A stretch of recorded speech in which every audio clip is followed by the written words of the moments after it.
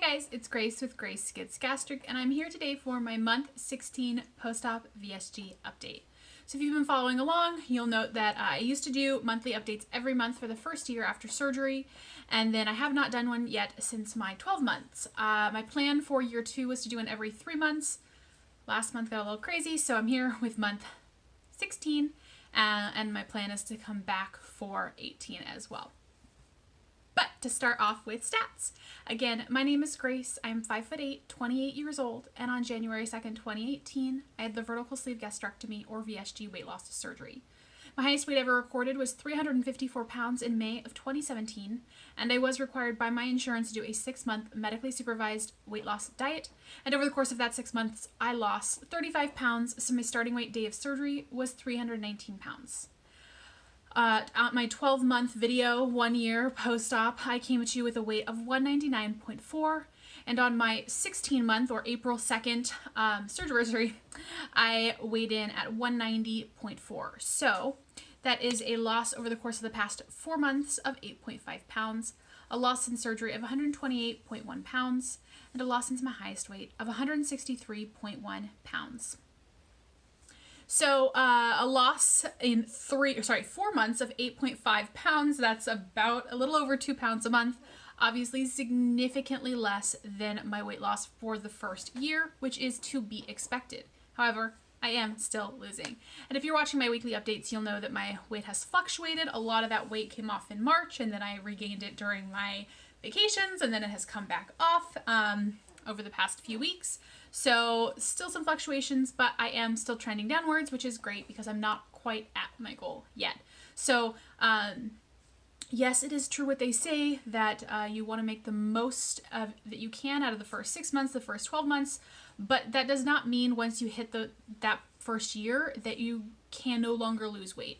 You can absolutely still lose weight, and I feel like there's this myth of not being able to lose weight that sort of takes the onus off of you, and that's just not true. So it's all about the effort you put into it. Anyways, I did do measurements and photos. So for measurements, I'll go ahead and put my little thing here.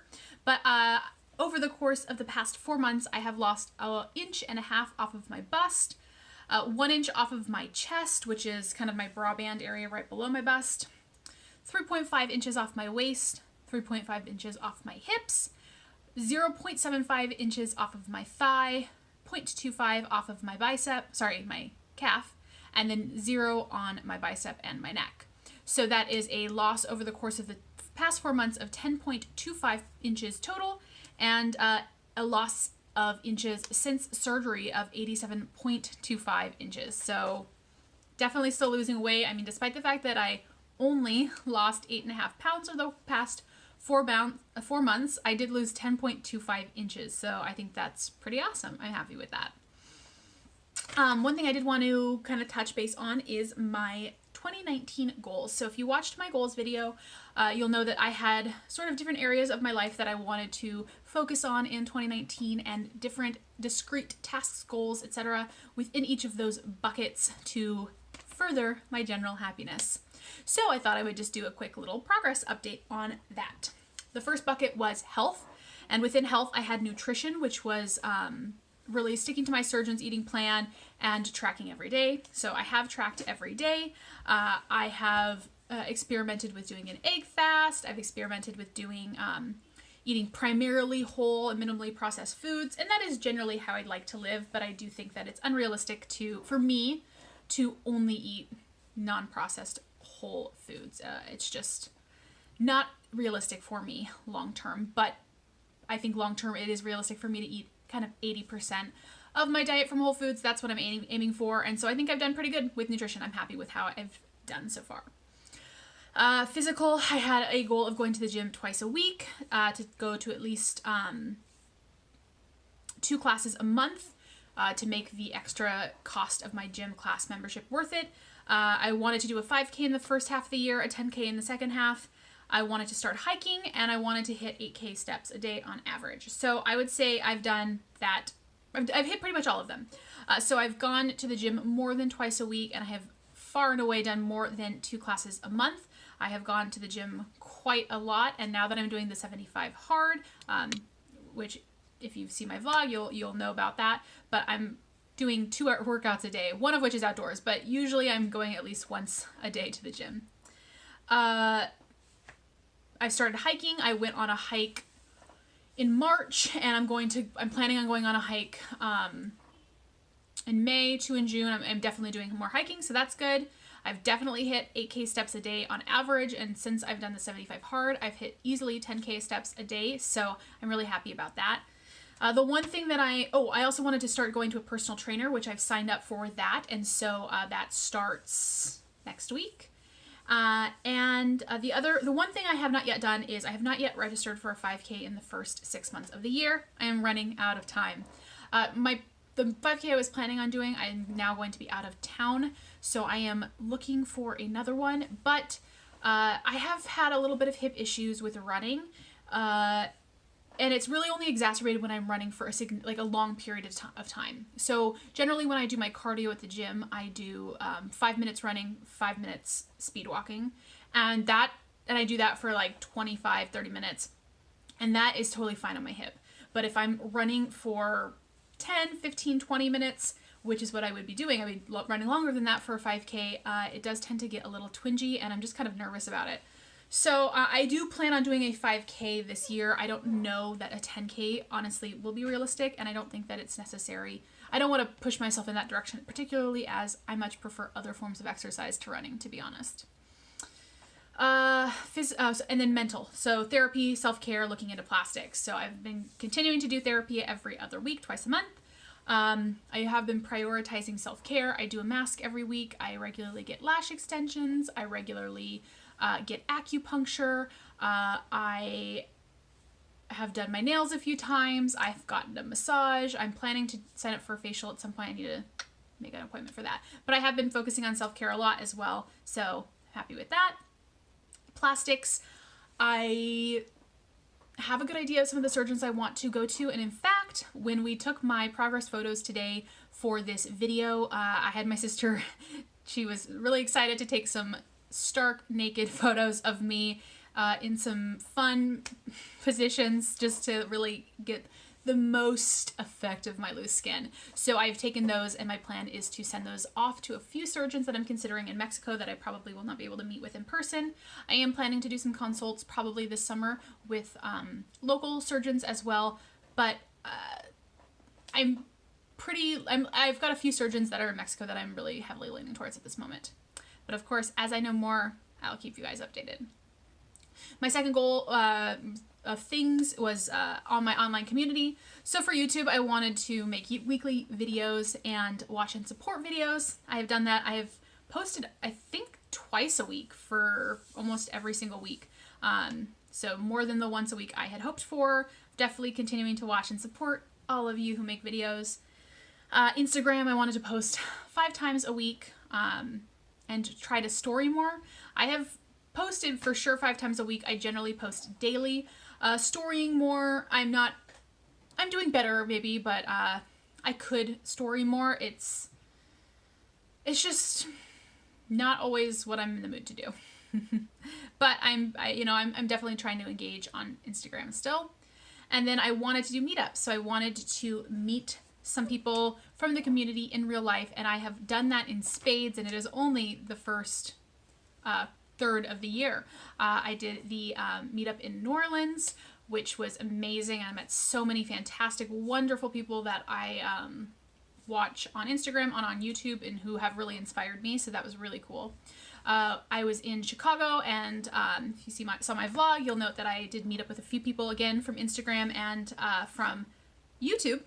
And I also was able to meet one of the wonderful ladies who watches my videos when she was visiting in Seattle. So I've already met a ton of people, and it's only, May now. So I'm hoping to meet more people as the year goes on.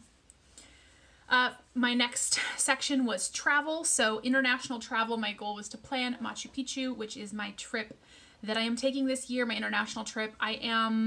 We've narrowed down the dates, but we have not yet we've narrowed down the dates to like a few possibilities to like within a 4-week range, and we're going to be gone for about 2 weeks. So really I need to finalize and purchase tickets, but we've definitely got it narrowed down. And then also national travel. So my goal is to go somewhere new that I've never been, a state that I've never been to before every year. So this year it is going to be Pittsburgh, and that is booked, planned, all arranged. It's going to be at the end of the month. So I've not yet gone. I've done a lot of travel so far this year. I've gone to Orlando, Florida. I went to New Orleans in Louisiana, and I went to Chicago, Illinois. But all 3 of those places were places I had visited prior. So as far as my new trip, that will be Pittsburgh, and that's in a month. I'm so excited. Mental stimulation was another bucket of things that makes me happy.